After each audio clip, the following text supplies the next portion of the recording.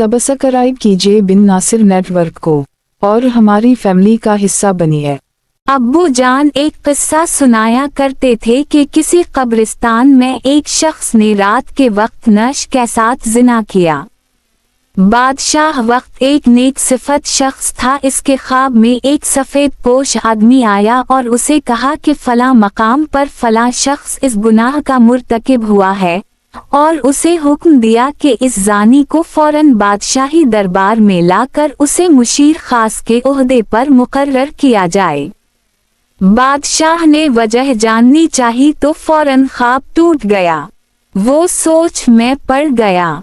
बहरहाल सिपाही रवाना हुए और जाए वक़ुआ हर पहुँचे। वो शख्स वहीं मौजूद था।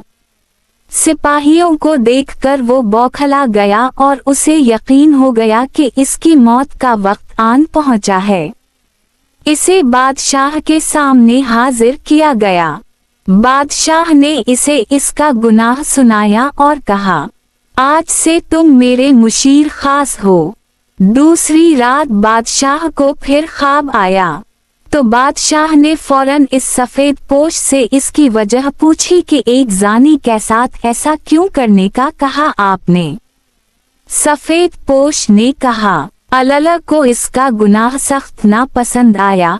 चूंकि इसकी मौत का वक्त नहीं आया था, उसीलिए तुमसे कहा गया कि उसे मुशीर बना लो, ताकि वो ऐश में पड़ जाए और कभी अपने गुनाह पर नादिम होकर माफ़ी ना मांग सके, क्योंकि इसकी सज़ा आखिरत में तय कर दी गई है।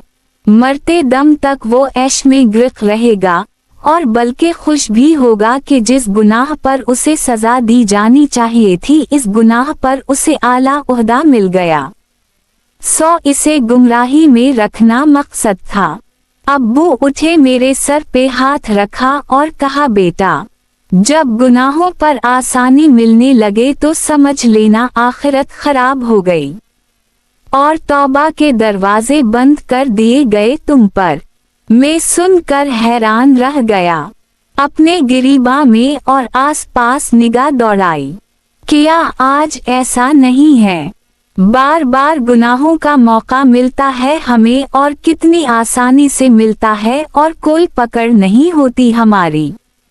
हम खुश हैं, ऐश में हैं। कितने ही मर्द व ख़वातीन कितनी ही बार घटिया फेल के मुर्तकिब होते हैं और मर्द उसे अपनी जीत और औरत अपनी जीत का नाम देती है, और अगली बार एक नया शिकार होता है।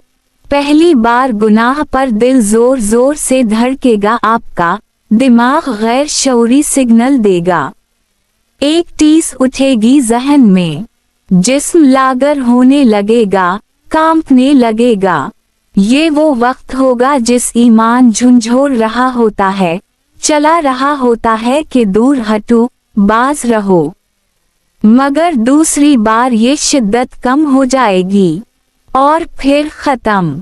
फिर इंसान मस्त रहता है और खुश भी, मगर अफसोस के ऊपर वाला इससे अपना ताल्लुक कत कर लेता है।